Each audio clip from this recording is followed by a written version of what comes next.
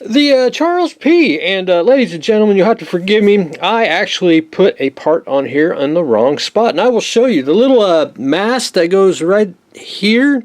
I actually glued it down on the bottom. I have no idea why I was looking at the instructions the way they were. But I looked at the box art. I saw it way up there. I was like, huh. So I had to, what I had to do was break that off.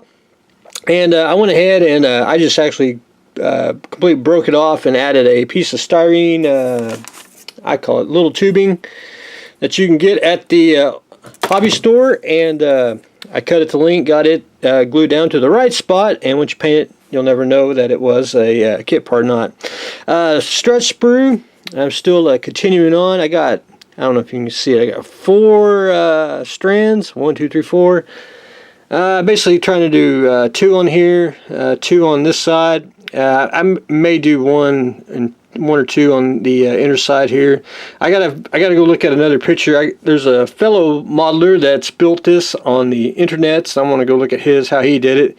I gotta find where the points are to where to hook the stretch sprue, and I'll do a couple in the back here, and that's pretty much it. All I'm going to do on it. I ain't going to go. I'm not going to go too crazy overboard because it's just too much. Yeah, kind of distracting. Plus, I don't have that much thinned out sprue, but it could be done.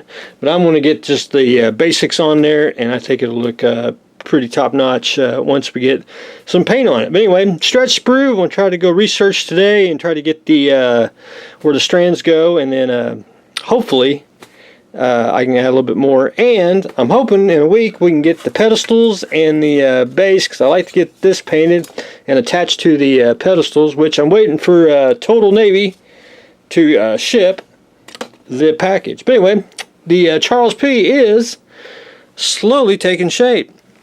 The RC Trans Am, what I've done so far, the previous owner I have no idea. I don't know why he cut the top out, but anyway, got to fix it. So I added a piece of styrene and reinforced it in the back. I'm going to put some epoxy sculpt on here either today or tomorrow.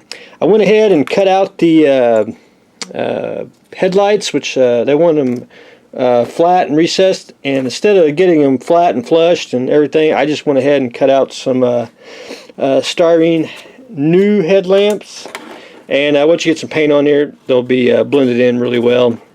So other than that, that's pretty much all I've done on that. And I did get all the stickers off, and I just got to go get a little bit more, a little bit of the residue off, and we'll be good to go on that. I want to try to get that epoxy sculpt and get everything cleaned up, and then I'll start masking the windshield and all the stuff that needs to be masked. The American Eagle, I've been fighting the decals, but I did go ahead and get the front end painted. I got to go in with a little bit of blue, and I need to paint. You can see where the decal went to curl up on the edge there. I want to get some blue, and I'm just going to go ahead and paint that. And then I want to seal it off. But I finished getting the decals on, the Eagle emblem, the cockpit windows, and we just need to go in with some blue and basically trim up the decals, and we'll be ready to go on that. So probably 1 more or 2 more videos on the American Eagle, and we'll get that shipped off to its rightful owner. But anyway, that is taking shape, and I still need to drill a hole for the little pilot hole for the stand, because I don't know how they're going to be displayed, and because they're going to be in flight, and I assume they're going to be on a stand. But anyway, that's where I am on that. Also went to a I go to a lot of garage sales on the weekend, and I went to a teacher garage sale, and she was a old art teacher, and she had a whole deal of brushes for $2. I was like, I'll buy that. And I mean, they are not been used, and if they have been, I mean, they're just the wood's a little paint on the wood's cracked open. But anyway, I'm very weak when it comes to brushes, because you could basically use one brush and throw it away if you had to. But anyway, I always use them, and I make a lot of custom brushes. I start whacking them off and trying to get them, make different effects, you know, stipple brushes and different types for dry brushing and all that. And I also used brushes to make weeds for dioramas, if you need to do that too. But anyway, I thought it was a good buy. They're not the I usually try to pick up the I call them detail brushes, or whatever they're called. I basically bought all these at a garage sale.